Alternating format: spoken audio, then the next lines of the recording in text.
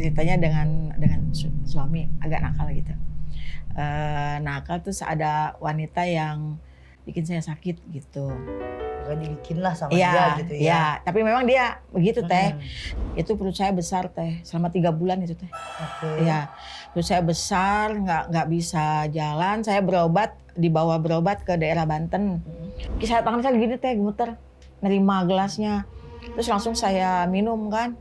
Ini minum mbak katanya gitu. Saya minum, pas saya mau kasihkan gelasnya orang udah nggak ada. Kayak nggak tahu ada yang beleduk gitu teh di mobil. Keras tuh. Dikira saya ban mobil pecah kan ya teh. Nah suami turun lihat. Anak saya lihat perut saya kempes. Nah kalau yang pengalaman lain teh jadi petugas ruang jenazah itu ketika Covid teh.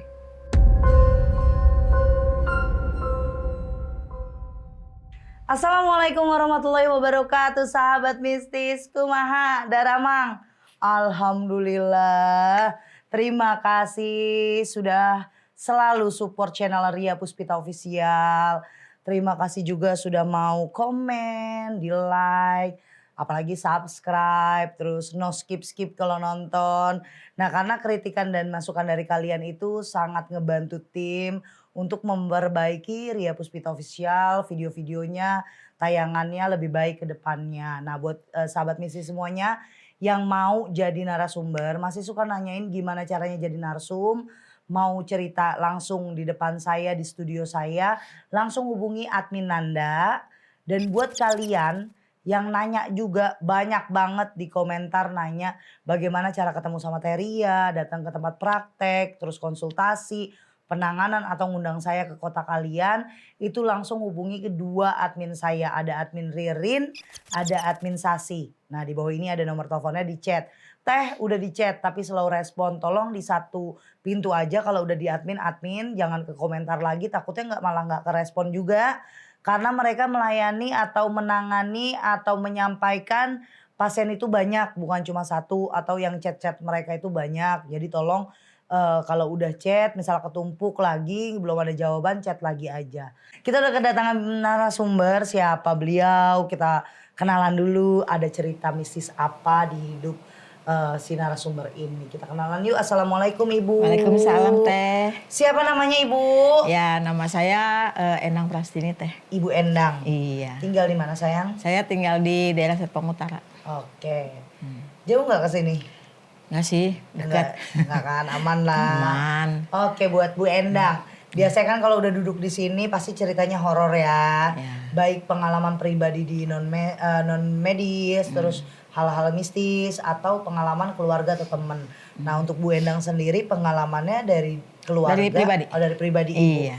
Oke, boleh diceritakan awal mulanya kayak gimana Ibu? Iya teh. Jadi awal mulanya tahun 2012 teh. Kebetulan saya kan sakit ya teh ya, perut saya besar. Ada setelah ada wanita yang bilang memang ada konflik teh. Ceritanya dengan suami agak nakal gitu. Nakal terus ada wanita yang inisialnya Kak, namanya Kak. Kuntilanak. Bukan. Namanya Kak, memang depannya Kak. Dia bekerja di perumahan teh, bukan perumahan ya, maksudnya dia bekerja di ini teh proyek pembangunan perumahan sebagai bagian pemasaran. Nah kebetulan kan suami juga kerja di situ teh. Terus dia ya biasa teh perempuan sama laki-laki ya teh ya. Nah terus saya tahu akhirnya saya tegur, tapi dia ngancam kalau bukan saya, jangan sebut nama saya bisa bikin saya sakit gitu. Bukan dibikin lah sama dia gitu ya. Iya, tapi memang dia begitu teh. Nah terus pas kejadian itu 1 bulan, kayaknya nggak nyampe 1 bulan teh, itu saya sakit. Pada saat itu kan saya masih kerja di kelurahan teh, sebagai staf. Itu perut saya besar teh, selama 3 bulan itu teh. Iya, perut saya besar, nggak bisa jalan. Saya dibawa berobat ke daerah Banten. Nah pas di daerah Banten itu, di Banten lama teh saya berobat. Dari lidah tuh keluar pasir, kan gatel, terus pasir keluar. Waktu itu almarhum ibu saya masih ada teh. Itu ibu saya sampai nangis, kok bisa kayak gini. Terus pas azan maghrib mau sholat kan ya teh, ambil wudhu kan, itu udah kumbang teh keluar Di telinga. iya. Terus pas keluar kumbang itu saya langsung ke Pak Ustadznya tuh teh yang di daerah Banten Lama, dimasukkan ke gelas tapi jadi asap gitu teh. Itu benar terjadi gitu teh. Nah pas udah agak enakan, saya nemuin perempuan itu lagi teh ke proyek. Nah kebetulan yang saksinya juga masih ada sih, masih hidup orangnya pada saat kejadian itu. Saksinya itu Ibu M ya. Ibu M itu dia jualan di samping danau teh. Oke. Itu kan ada danau. Nah si perempuan tuh sambil, kan ada kayak ayunan gitu di pinggir danau. Tuh sambil duduk gejot-gejot gitu seperti ayun-ayunan sambil ngomong, sakit ya gitu. Saya sih nggak balas, cuma bilang kalau bisa jangan seperti inilah. Saya bilang gitu. Kalau memang mau ya silakan ambil. Saya bilang gitu, saya ikhlas kok nggak apa-apa. Saya bilang gitu. Tapi dia masih kayak ketawa sinis gitu teh. Itu sama yang perempuan yang jualan ini, si ibu kan kebetulan baik katanya orangnya. Si ibu bilang jangan gitu, kasihan kan ibunya juga baik, nggak ngapa-ngapain gitu kan. Enggak, pokoknya kalau belum bikin dia sampai nggak ada gitulah, jangan sebut nama saya. Gitu. Itu perutnya begitu lagi teh, setelah sembuh besar lagi. Akhirnya sama anak saya dibawa ke Ponorogo tuh teh. Kita bertiga mau jalan ke Ponorogo tuh pas di Alas Saroban. Saya lihat itu teh orang gendong pocong gitu. Oh, gendong pocong. Iya, pocongan itu teh pakai digendong gitu jalan pas di Alas Saroban.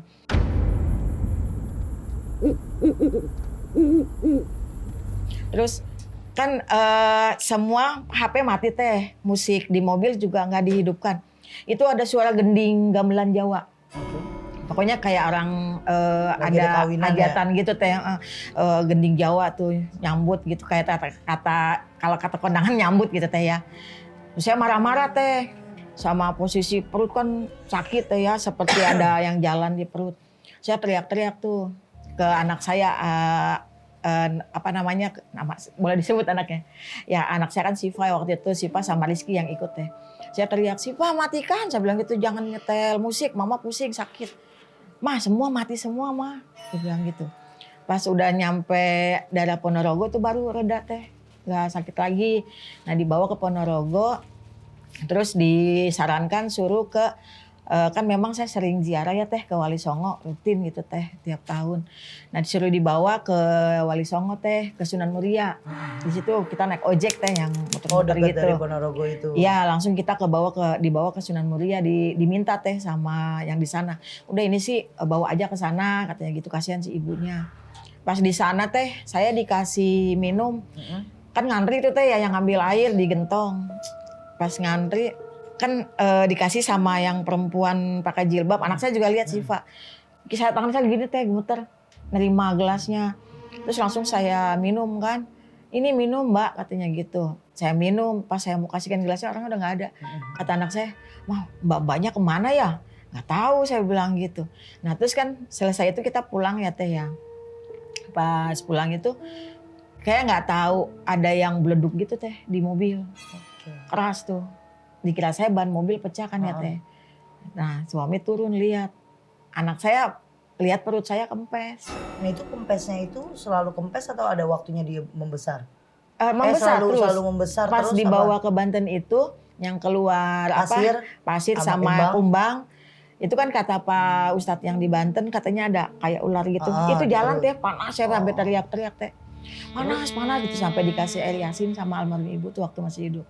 Nah terus pas udah itu saya kan nyamperin dia lagi, maksudnya udahlah gitu kalau memang mau silakan gitu kan. Tapi jangan ke saya kan punya anak gitu, punya pekerjaan juga yang harus saya kerjakan gitu teh. Nah akhirnya dibuat lagi itu teh, ya itu nyebut lagi, jangan sebutlah nama saya gitu. Nah yang punya warung ini kan baik, alhamdulillah sampai sekarang kita masih baik sama yang punya warung. Itu kasihan katanya gitu, jangan begitu kan ibunya baik, kan kamu yang salah gitu. Padahal saya nggak marah teh sama dia, cuma ngomong baik-baik, nggak marah-marah gitu teh. Cuma ya mungkin sakit hati juga kali ditegur gitu teh. Berarti perut gedenya itu terus-terusan ya? Iya. Yang pas yang kedua juga begitu teh, pas dibawa ke Ponorogo. Iya, dibawa ke Ponorogo, udah dibawa aja ke Sunan Muria gitu. Mumpung di sini nih di Jawa Timur, ya saya jarak ke sana teh. Gitu. Itu pas di jalan tol, belum masuk tol, masih di perkampungan gitu, bunyi beleduk itu teh. Dikira ban pecah. Nah, anak saya sih Pak lihat, "Mama, perut Mama kempes." Dia bilang gitu. "Ih, alhamdulillah." Nah, pas pulangnya itu ada kayak yang nembang Jawa gitu teh. Kita kan kalau zaman dulu kan bukan jalan yang baru itu ya teh, ya Alas Roban masih yang di pinggir yang hutan itu kan. Masih sepi. Nah, pas jalan itu ada yang nembang Jawa gitu teh. Nembang Jawa, pas nembang Jawa, saya kan duduk gini. Kata saya, "Nih Pak, siapa yang nyanyi ya nembang Jawa?" Saya bilang gitu. "Mama lihat deh Mah, apaan? Itu ada mbah-mbah katanya, dada-dada gitu." Kata saya, "Oh iya ada mbah dada-dada." Saya kalau ingat gitu suka merinding teh. Dada-dada gitu teh. Ya karena saya tahu di Alas Roban itu gosipnya kan sakral ya teh. Ya saya pamit aja, minta pamit, maksudnya izin gitu kan lewat daerah itu gitu teh. Nah itu sampai sekarang sih kadang-kadang masih terasa sih, masih ada yang terasa teh. Kan gitu. itu yang ngerjain ibaratnya selingkuhannya dia. Nah ibarat katanya nih suami ibu tahu? Tahu, kan sama dia. Responnya pas tahu ibu sakit? Ya itu nganterin ke, responnya biasa aja sih teh. Enggak yang bilang waktu sakit itu saya dititip ke Banten, kan ibu saya tinggal di sana. Dititip ke Banten itu selama sebulan nggak pulang kan. Tapi dia mengiyakan kalau itu pekerjaan perempuan itu, atau jangan sujon, marah-marah? Diam aja sih. Oh, nggak ada bilang nggak, apalagi waktu saya teriak-teriak tuh tengah malam, kan dia yang jemput Pak Hajinya ya teh, Pak Ustadznya itu. Dia yang jemput, terus katanya ada ular gitu kan. Kan saya teriak-teriak panas itu teh. Astagfirullahaladzim, saya teriak panas ya pokoknya teh, kayak ada bara apinya. Sama yang pas keluar ini juga kumbang gitu, panas teh. Dia tahu. Oh dia ngelihat? Iya saya tahu, saya ngomong. Kalau ngelihat enggak teh. Kan waktu itu saya suaminya enggak ikut. Saya bilang, ini saya keluar kumbang, saya bilang gitu. Terus buktinya mana itu sama Pak Ustadznya, saya bilang gitu. Kan yang nganter adik saya waktu itu. Jadi di sana tuh ada pesantren ini teh Salafi. Nah pakainya bisa gitu teh, daerah Banten itu. Nah saya berobatnya ke situ gitu. Sampai dimandiin sama dia tuh. Biar cepat sembuh katanya. Ya kempes bener teh. Tapi setelah itu begitu lagi. Ya pas saya, maksudnya sih saya ke sana tuh silaturahmi biar jangan ada permusuhan ya teh. Ya saya maksudnya baik aja gitu biar jangan ada permusuhan lah. Ternyata dianya begitu. Gak lama tuh begitu lagi. Bengkak lagi teh perutnya gitu. Sekarang dia masih kerja di properti itu? Kayaknya udah enggak sih teh. Udah jalan sih perumahannya. Oh udah jalan perumahannya. Iya. Kira-kira penyakit dari awal sampai ke ibu selesai itu berapa lama itu? 3 bulan teh. 3 bulan? Iya sakitnya 2 bulan. Yang sebulan itu pengobatan kan. Selama pengobatan ya pasnya tuh 4 bulanan lah teh bersih-bersihnya tuh. 4 bulan lah sampai ini. Berarti sekarang udah gak pernah bengkak lagi perutnya? Enggak, cuma waktu itu baru ini tahun 2024 itu kan saya jadi panitia di masjid teh. Kebetulan kan saya di kebagian beli buah buat ustazah. Buat ustazah tuh biasa kalau ada pengajian parsel gitu ya teh ya. Belanja sama temen. Belanja kerudung, belanja buah. Itu gak ada masalah teh malam minggu itu. Gak ada masalah. Begitu jam 5 subuh. Kan mau persiapan nih teh. Saya gak bisa bangun teh, gak bisa jalan. Sama sekali? Sama sekali teh, gak bisa jalan. Ibu? Ini sakit teh. Nah akhirnya ada yang nolongin tuh teh. Dia pakai telur ayam minta ke tetangga sebelah. Itu dibacain sholawat, saya juga sudah baca sholawat. Itu keluar paku, kalau itu ada fotonya ya. Ada fotonya kalau itu teh pas di ini. Saya suruh bantu baca sholawat gitu. Itu perih bener teh. Itu keluarnya paku dari telur pas telurnya dipecah. Tetangga juga bilang buat apaan minta telur gitu kan. Telur ayam dikasih tuh 3 sama tetangga sebelah tuh yang miara ayam. Terus sama Pak Hajinya digosok-gosok gitu iya. kejadiannya hari Minggu nggak bisa jalan, terus hari Seninnya itu ditolong gitu. Kata saya, ya Allah, orang mau niat ibadah ke masjid, saya bilang malah nggak bisa jalan, sampai nangis saya, nggak bisa jalan bener teh, kaku. Itu berapa lama kaku? Kalau yang kakinya kaku, yang keluar paku itu cuma, saya kan kejadian hari Minggu tuh yang nggak bisa jalan, jam 5 tuh kita mau persiapan ke masjid kan, sama tetangga. Saya bilang Ilya nggak bisa datang. Hari Senin itu langsung disembuhin lagi teh. Hari Senin ya. Iya, itu ada yang datang nyembuhin itu. Kalau itu ada fotonya teh, kalau ini yang pas paku itu telurnya minta ke tetangga sebelah. Itu. Karena kan dia melihara ayam kampung gitu teh. Berarti bengkaknya Ibu Endang semenjak pas dari Ponorogo atau pas perempuan itu lepas dari properti? Oh, maksudnya sembuhnya? Iya. Sembuhnya pas pulang dari Ponorogo. Yang pas ke Sunan Muria itu teh. dikasih Dikasih air. Iya, yang mobil seperti meledak. ada meledak. Dikira ban pecah teh. Sama yang ada yang itu dada-dada itu mbah-mbah. Iya, pakai kebaya itu mbah-mbah. Dada-dada gitu. Kata saya ke anak saya, ya udah mungkin bertanda deh. Iya, mungkin ya udah sehat gitu. Saya bilang, mudah-mudahan sehat lagi, kata anak saya. Ibu udah balik nggak? Enggak, saya gini aja teh. Matur suwun saya bilang gitu. Gitu.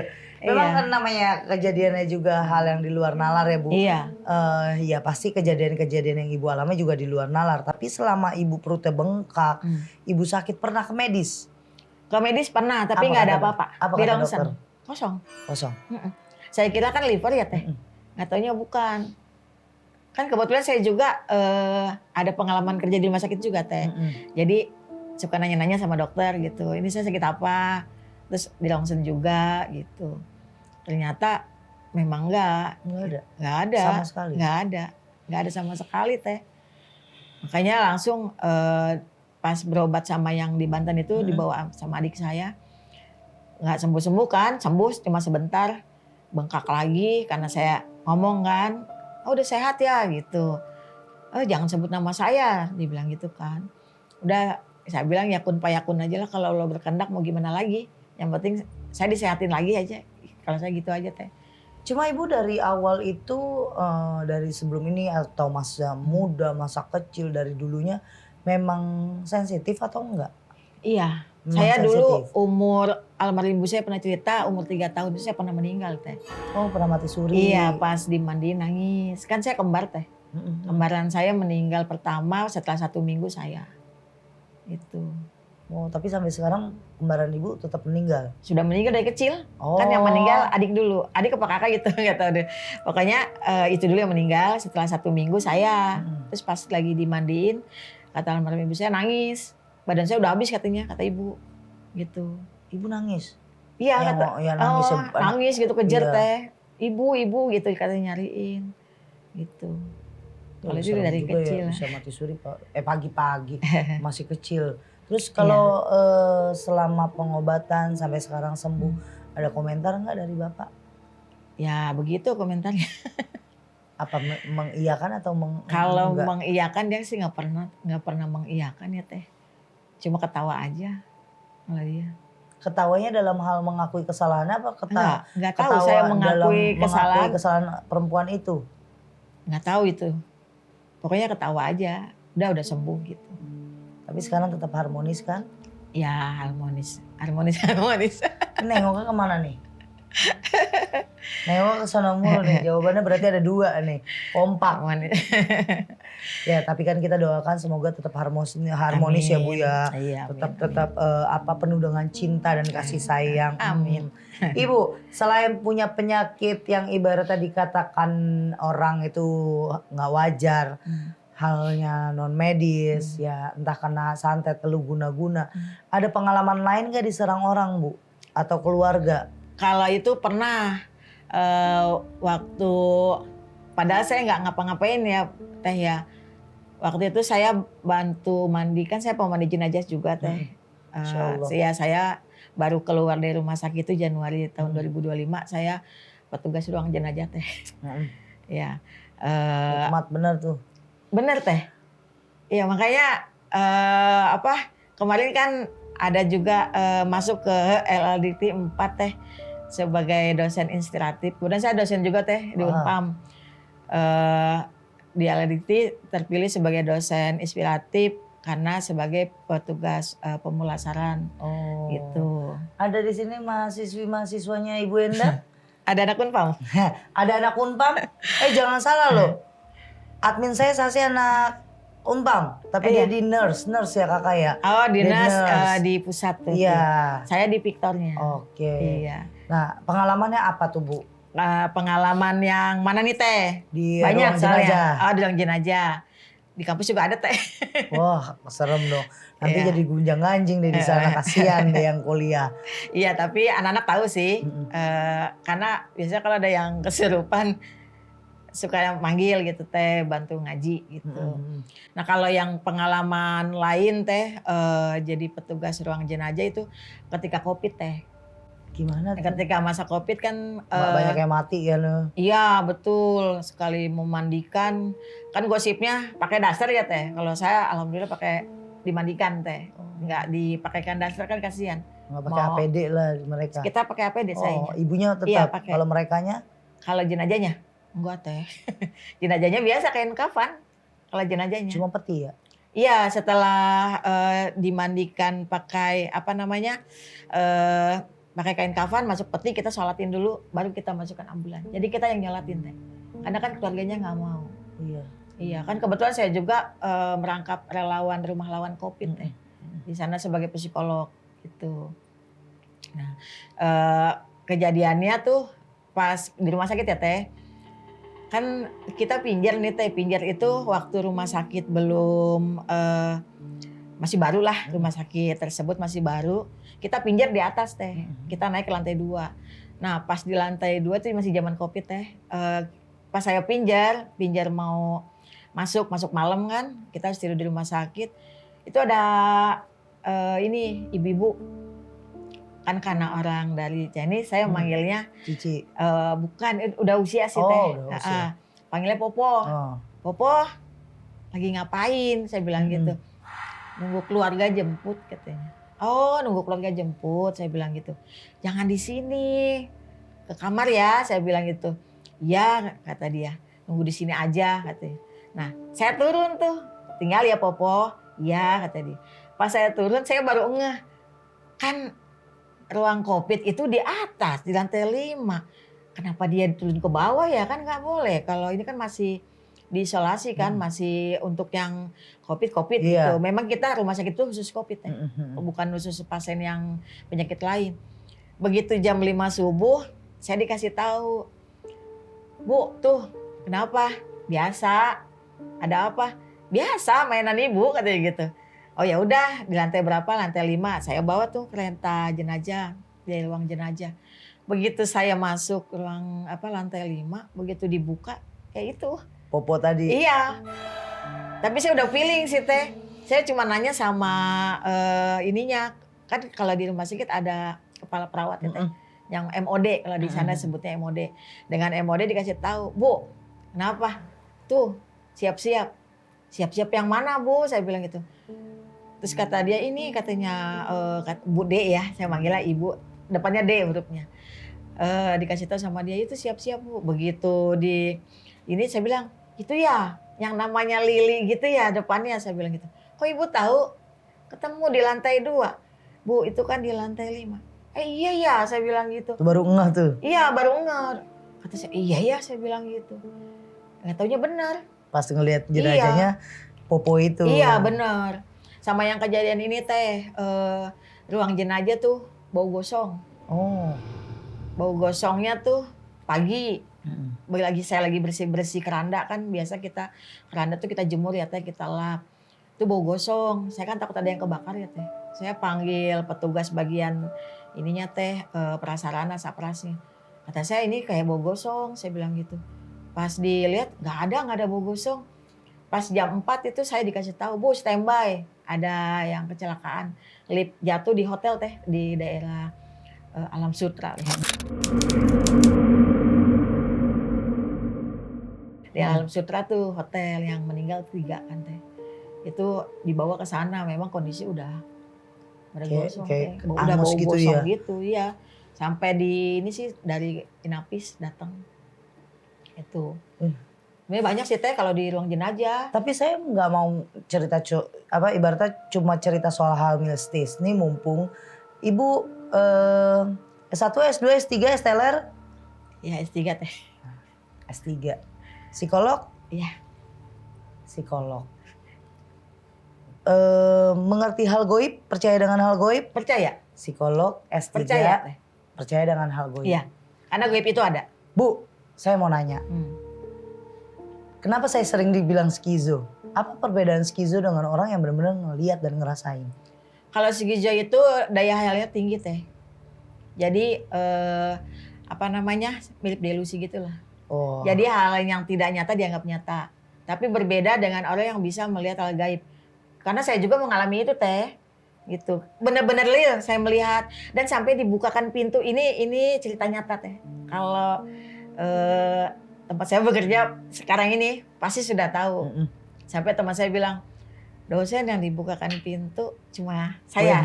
Iya. Bener deh, real. Saking dibukakan spesialnya pintu. sama tuh orang gaib. Iya, pada tuh. dengan yang menyamar jadi OB. Oke.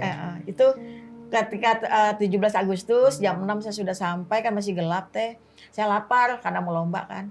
Ada OB lewat, saya bilang, "Mas, bukain pintu dong, saya mau makan, lapar, mau lomba."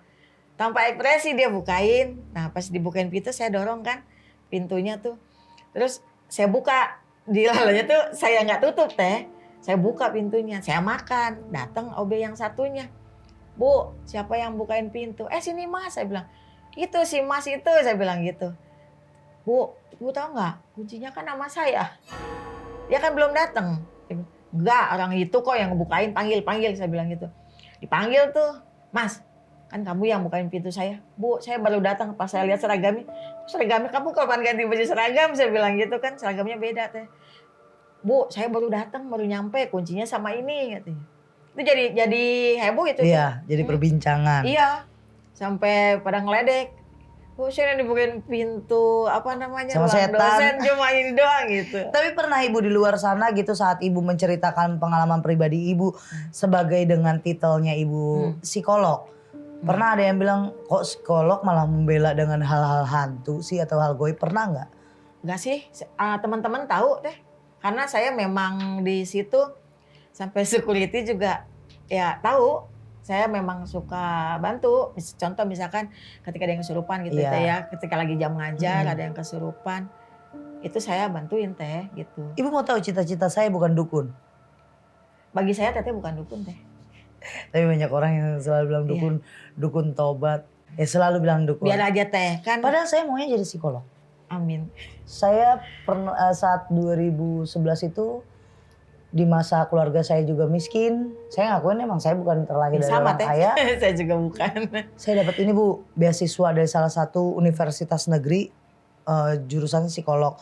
Dari 2000 sekian peserta sampai 5000 peserta, saya masuk urutan 5. Tapi karena saya miskin, mama saya nggak ngizinin. Bahasanya gini. Bahasanya dia gini, "Oke, dalam pendidikan lu gratis, tapi ongkos lu, makan lu." Ya saya mikir ke situ juga, apalagi zaman dulu nggak ada digital, print.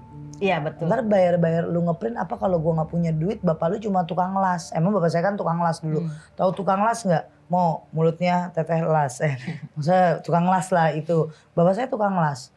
Jadi kalau ibu mau tahu kenapa saya bisa buat ngacu, saya mau jadi psikolog, ya sekarang saya luapinnya, saya bukan dukun, saya psikolognya orang-orang yang sakit di luar medis. Gitu. Saya pengen kuliah Bu, tapi kuliahnya maunya hukum biar nggak disomasi. Nggak apa-apa teh, di Unpam aja teh. Saya pengen banget kuliah Bu.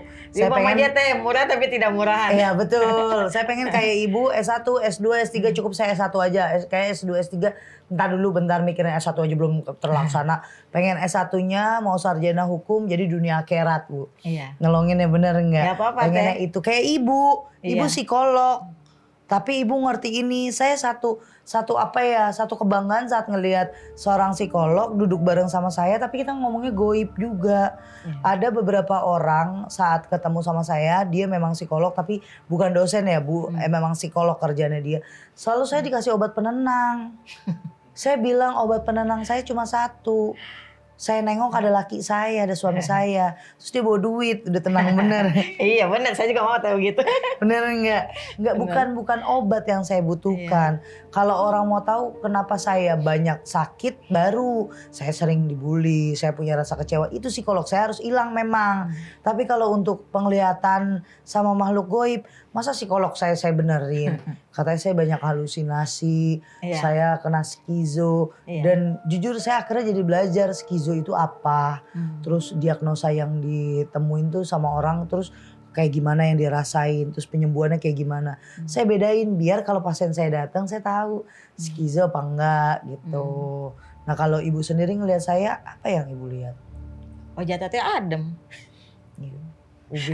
Ubin Madinah kali Teh, amin. saya bersyukur loh teh diundang di sini Apa teh. sih? Bener teh. Jangan gitu dong, Bener. saya jadi gak enak nih. Anak saya sampai bilang gini, duh yang mau ketemu idola. Fans saya, Bener ya Allah. teh, bener. Bohong. Bener teh. Jangan gitu abu. Bener, saya pernah diundang juga sama podcast lain teh. Saya nggak mau teh. Beneran. Saya nggak mau, maunya sama ya, teteh. Bu. Ya Allah, makasih banyak Bener, Bu. Saya antara girang, saya malu, saya sedih. Ngapain malu, saya aja bangga kenal Iya. teteh. Saya nggak pernah ngerasa saya punya fans Bu. Biarin nggak teteh nggak merasa, saya yang merasa. Karena yang saya tahu diri saya itu masih banyak orang yang tidak menyukai hal goib. Tapi saya senang sama sahabat mistis. Karena bagi saya bukan fans, mereka itu salah satu nyawa saya juga. Salah satu pijakan hidup saya. Karena kalau nggak ada ibu, nggak ada orang-orang yang support saya nggak mungkin sampai sini. Pasti di Oktober kemarin saya disomasi, saya udah lemes udah lemes disomasi ya kan. Nah ibu ngelihat pandangan tentang hal goib itu sebenarnya ngelihatnya kayak gimana sih Bu? Kalau pandangan hal goib ya teh, karena saya ngalami ya teh. Kalau saya sih ya wajar aja teh. Kenapa? Karena goib itu ada. Allah aja goib teh. Ya kan? Allah aja goib, kita kan nggak bisa lihat, tapi kita bisa merasakan. Kalau pandangannya tentang penyakit non medis? Kalau penyakit non medis memang ada. Saya ngalamin. Medisnya saya cek semua tidak ada. Sehat-sehat aja. Dan saya pernah punya pasien teh, bukan pasien, sombong bener punya pasien. Ada pasien pada saat itu di ruang ICU teh. Oke. Ya dia sudah meninggal nih, hidup lagi. Saya sudah bawa keranda teh, nggak jadi. Hidup? Iya, hidup lagi katanya. Turun lagi saya. Itu sampai 3 kali teh. Pas yang kedua panggil lagi. Pas saya lagi di kampus. Bu, ada yang plus kan, kita bahasnya plus. Ada yang plus. Saya ke sana. Plus itu meninggal? Iya, ada yang plus. Saya ke sana. Bu, nggak jadi. Untung saya belum bawa keranda ke sini, saya bilang gitu. Akhirnya pas besokannya dia telepon lagi. Bu, ada yang plus lagi. Jadi nggak? Bilang gitu. Ini beneran jadi nggak? Jadi Bu, bener udah saya rapihin kok, katanya tinggal ngangkat. Oh ya udah bener. Pas saya tanya, kenapa sih? Pas saya lihat nih, oh ada ini teh, pakai pemakai gitu teh. Oh. Pakai pemakai. Susah ya. Iya, tuh sama dia juga ada yang jahat gitu teh. Makanya pas di ruang jenazah kita rapihin, kan kita biasanya kalau ada jenazah begitu kita rapihin teh gitu. Biar maksudnya si barangnya nggak ke bawah. Iya, sampai ke kuburan iya, nggak gitu ke bawah ya. juga, kan ada 3 tuh deh. Ada 3 titik, itu kita taruh di kapas. Terus kalau keluarganya mau ya bawa gitu, ambil. Kan waktu itu anaknya teh yang datang. Terus sama ini kayak apa ya, bukan ini sih, kalau susu kan kayak jarum gitu ya teh. Dia masih ditaruh di kapas sama saya tuh. Kalau yang ininya kayak buntelan, bukan teh, kayak rambut gitu teh. Oke. Kayak rambut, dia yang keluar kayak rambut gitu dari ini. Hidung? Iya, saya kan ngomong sama teman saya, jangan-jangan bulu hidung, saya bilang gitu, tapi kok panjang. Saya tarik, gitu. Itu saya nanya, iya memang mama habis berantem, katanya gitu. Oh pantesan, ya mudah-mudahan Nusrul Khotimah, saya bilang gitu kan, ke si ininya, ke anaknya. Itu benar teh, nyata, saya percaya ada hal goib, percaya ada penyakit non medis, saya percaya. Berarti saya nggak gila ya Bu? Enggak lah teh. Saya kalau ngomongin ini sahabat mistis, walaupun kalian semua udah support saya sampai jangan didengerin teh, bukannya saya mengiyakan mereka yang numbangin kita semua dalam satu kesatuan sahabat mistis ya. Cuma penasaran aja, kan saya belum pernah ketemu langsung dengan psikolog. Kalau langsung di podcast ya, kalau gini Bu, kalau satu dosen master buat satu buku tentang pengobatan spiritual, sudah membawakan nama saya ke ranahnya internasional, ada. Beliau itu dosen di Bandung. Jadi saya menceritakan, ibaratnya saya ini narasumbernya ya. Kalau di buku Kortesi Bay gitu. Apa sih? Kortesi itu narsum kan? Ya, Kan itu kan kalau ibu kalau mau kayak sidang kan harus ada tuh. Dari mana lu dapetinnya beritanya itu? Nah, itu saya. Saya narsumnya dia buat ngebawa ke sidang. Kalau ada satu pengobatan tradisional, saya sebutkan dengan beberapa herbal-herbal yang saya tahu, dia kombinasikan dengan se-Jawa Barat, terus akhirnya satu lagi dengan ramuan dan bahasa kita kayak jampe-jampe ala-ala zaman dulu. Itu salah satu bacaan doa juga gitu, penangkal sihir apa, itu dijadiin buku, Bu. Saya ada fotokopiannya karena saya nggak mau minta asli, takut. Saya sampai sekarang masih ada fotokopian. Nggak apa-apa, Dok. Dok jadi. Iya. Jadi Dok. Amin. Amin iya, ya Allah. amin. Ini teh biasanya kalau jadi narasumber itu teh dikasih teh bukunya. Iya, dapat buku yang aslinya saya tolak. Iya. Terus saya minta kalau zaman sekarang kan udah keren, ada minta PDF ya, by link lah gitu kan. Saya minta saya fotokopiin karena di situ banyak banget kesombongan saya kalau saya ini ada foto saya. Terus apalagi kalau di videonya memang saya nggak mau nyebarin, bahasanya gini, Bu. Kalau saya ngasih tahu itu, belum tentu orang yang nggak suka sama saya jadi suka, malah ngehujat nantinya. Yang kasihan bukan saya, orang yang menjadikan saya narasumber. Bagi saya itu biarin jadi suatu kebanggaan saya. Itu udah ranahnya bukan cuma Asia, Bu. Itu udah internasional karena dia ngebuktiin kalau Indonesia itu bukan cuma punya rempah-rempah untuk makanan, tapi punya tumbuh-tumbuhan herbal yang kaya untuk pengobatan tradisional gitu. Terus saya juga sekarang kan gunain itu. Yang lucunya sampai ada pelajaran yang dia lakuin tentang sejarah dan lain-lain. Anak-anak mahasiswanya, ya ampun, dosen kita, dia rektor. Rektor kita udah bangga banget ketemu idolanya, sama kayak ibu ngomong. Dan saya nggak pernah tahu kalau ngundang saya ke sana itu ternyata bukan ngobatin, kayak jumpa fans. Dia nangis karena dia pernah puasain buat biar gimana caranya saya datang bantuin dia buat bikinin itu makalah sebanyak itu, Bu. Dan akhirnya makalah yang dia bawa diterima dan dapat aksesnya gede banget. Saya diundang lagi ke Bandung pas dapat penghargaan itu tuh rektor terbaik dengan isi makalahnya yang paling baik. Saya nggak mau. Malu, Bu, saya mau kuliah dulu biar ada gelar dikit ya kan, kalau nggak gelar ya saya yang gelarin. Oke, tinggal dok gimana sih ya? Duh. Teh, saya kalau ngomong begini insya Allah tercapai loh, Teh. Benar, Teh, saya ada mahasiswa ya, Teh. Saya panggil Pak Yayasan gitu, Teh. Sekarang jadi Ketua Yayasan, Teh. Amin. Tapi dok itu antara ibu mau bilang dokter apa kodok, Bu? Wah, dokter, Dok. Nah, itu dong saya harus bukan dokter lagi. Allah Akbar. Mudah-mudahan. Amin ya Allah, memang saya udah ada. Saya bilang sama ibu kali ini podcastnya agak beda, curhat antara emak sama anak ya.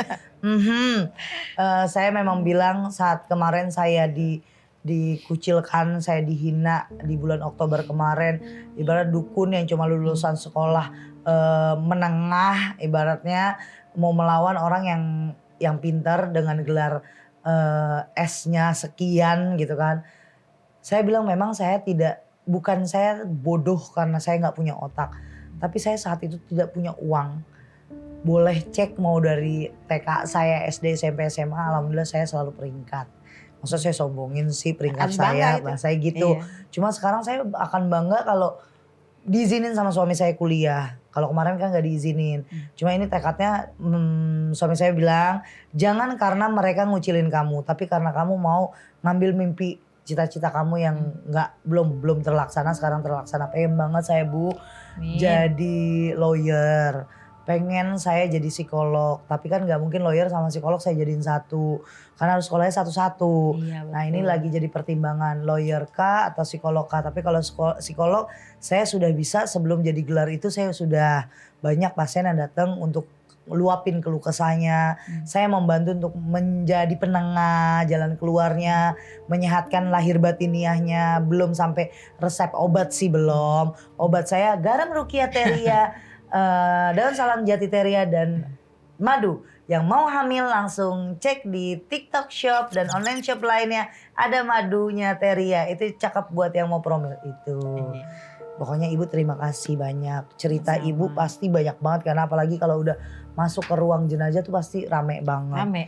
Rame banget. Terus terima kasih juga apresiasi seorang apa Ibu gelarnya dokter ya? Dokter apa? Nggak, apa? panggil nama aja dong. Nggak mau lah. Astagfirullah, udah menjadi ya.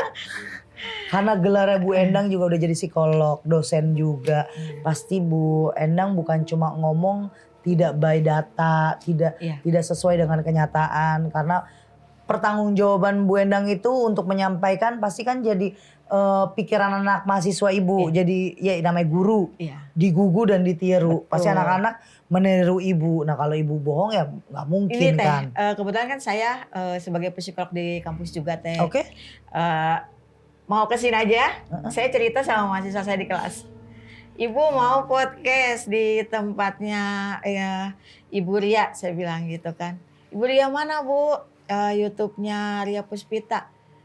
Yang ini ya Bu, katanya. Yang ya ada juga ya namanya anak-anak ya. Jangan bilang begitu, saya bilang gitu. Emang kamu bilang dukun tuh apa? Saya bilang gitu. Ini Bu, yang ngobat-ngobatin orang. Dokter ngobatin nggak? Saya bilang gitu. Iya, ya udah jangan bilang begitu. Setiap manusia punya kemampuan masing-masing.